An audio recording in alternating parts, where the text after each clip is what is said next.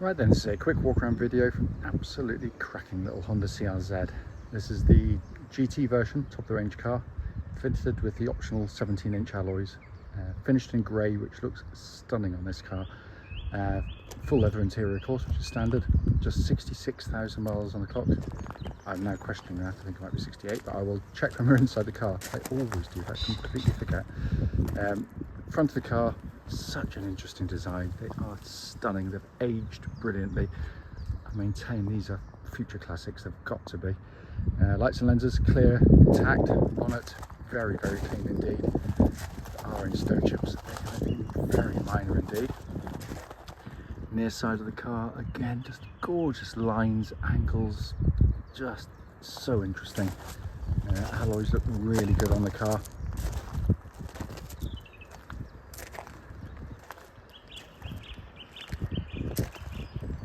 Back, sort of, I know there's all sorts of styling cues from the original CRX, but they are genuinely styling cues. They do work. I still own a Mark II CRX in my collection, so see it as I see it. I do apologise, the wind's picking up, so I'll do my best.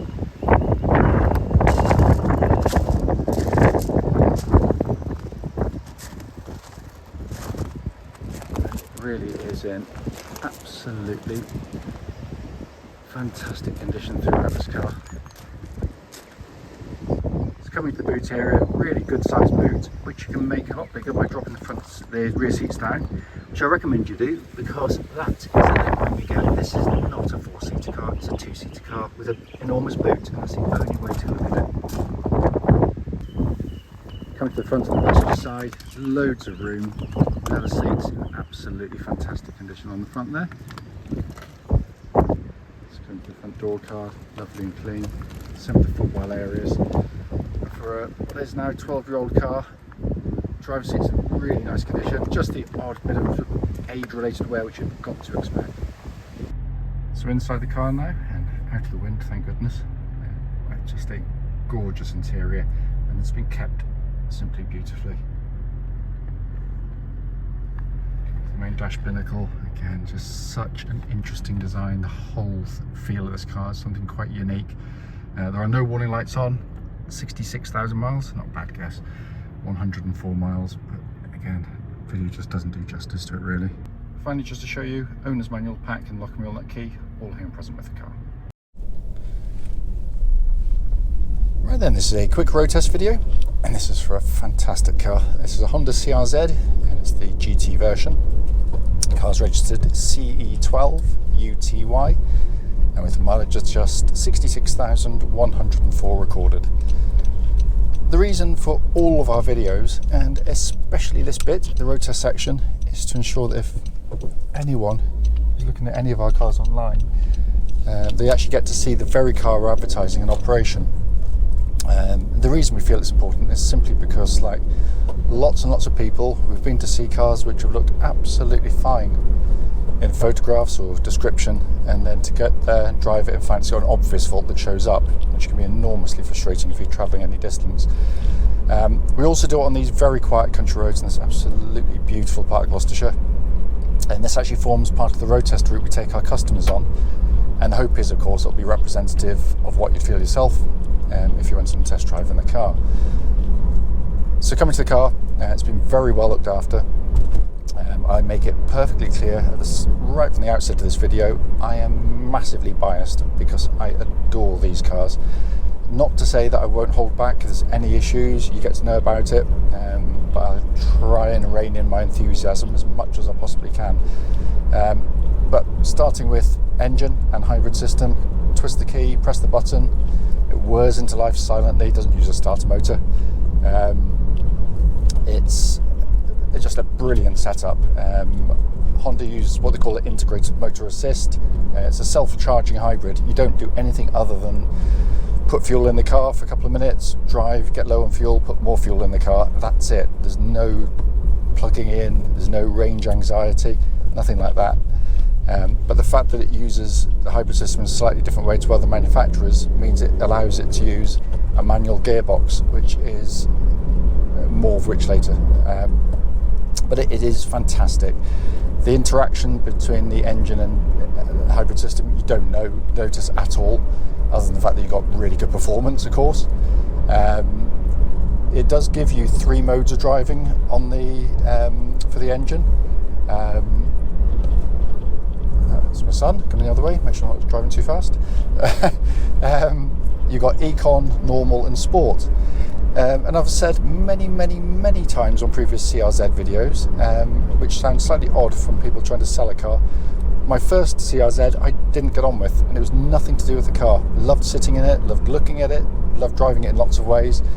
But for no apparent reason, I decided I wanted to try and match what Honda claimed you could get in terms of its fuel economy. So drove pretty much everywhere in economy mode. And I did achieve it, which was fine. But it made driving it quite a dull experience. The second one I popped into sport mode, and it just transforms the car, I have to say. And it does make a difference. The Econ mode obviously is more softly set up to gain more fuel economy on the throttle response. Normal mode is kind of a halfway house between the two.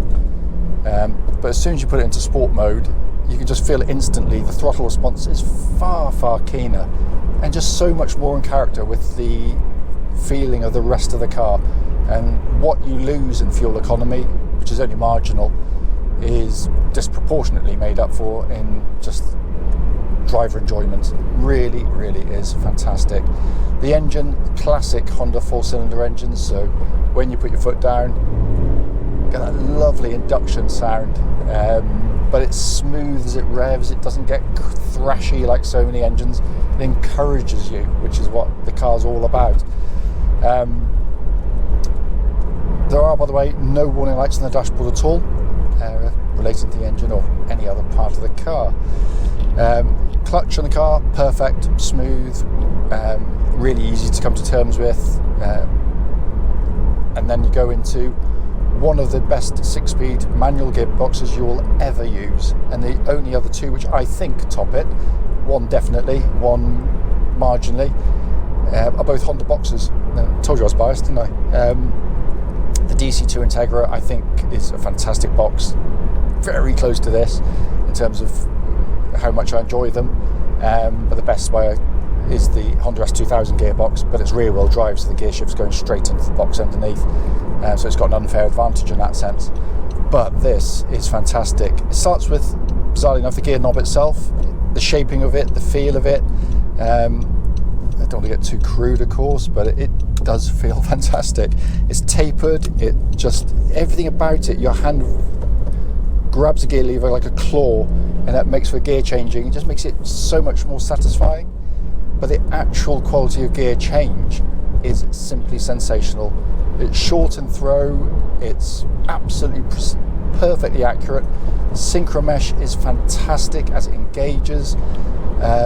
It is perfection, almost perfection, and that feels exactly like it would have done when it was new. And then we come onto the chassis, which is another amazing chassis from Honda. Steering, by the way, tracks dead straight. There's no vibrations at this speed or any speed up to legal limit. What I love about the chassis is it manages, rarely for a sporty hatch, to give you brilliant truckable handling, but without the crashy ride that you normally associate with it. The ride is remarkably comfortable, actually, I have to say. But that's a sign of a good design, it always has been. But the steering the weighting is perfection again. It's pinpoint accurate, so when you go to the corner, you pick your point, it goes exactly where you want it to go. Never feels nervous, but it also feels alive. It's wonderfully set up, and it works with the chassis stunningly well. So when you do pitch it into corners, the chassis front end bites in with real and genuine enthusiasm and adjustability. Any kind of road is your friend. I mean, B road, A road, you name it. The car loves them. It's thoroughly enjoyable, and the only way I can compare it, and those that can remember, certainly in my vintage, I think the halcyon days of hot hatches was certainly the kind of late 70s, 80s, 90s, but the theme was the same. Not over powerful, but lightweight, light on their feet. So the performance you got was adequate and good, which is exactly what this gives you. But when it goes through the corners, it does so with a real keenness. You don't feel that weight, that inertia, and it's sensational. Incidentally, there's no clonks, rattles, anything from underneath the car. It feels absolutely as tight as a drum. Brakes on the car, absolutely superb. No pulsing, no vibrations, so all in fine order there. And finally we come inside, which just continues the theme of why this car is so special, because it's so different from other manufacturers, but not in that kind of cliched being, odd for odd's sake, because it works. When you sit in here, you've got the perfect driving position, lovely seats, they're supportive yet comfortable. When you look ahead, you've got really good visibility. The only poor visibility is with the rear three quarters, which is part and parcel of a coupe, I guess. The rear bit visibility is actually really good. I know you've got the bar across, but you get used to it really quickly. But the dash layout, the build quality is brilliant, as you'd expect of a Honda. The colour scheme with, you got the kind of the light grey on black, which in essence, I mean, they nicked it from BMW. BMW done that for years brilliantly well, always have done. But Honda assemble it rather better. Radio simple, easy to use. Climate control likewise, pumps out ice cold air, by the way. We checked that in a nice warm workshop. But then you've got this wonderful dash binnacle in front, and it has hallmarks of other Hondas, which I really love, and Hondas that work so well. You've got these little pods either side, very symmetrical. Oh, bless them, thank you very much.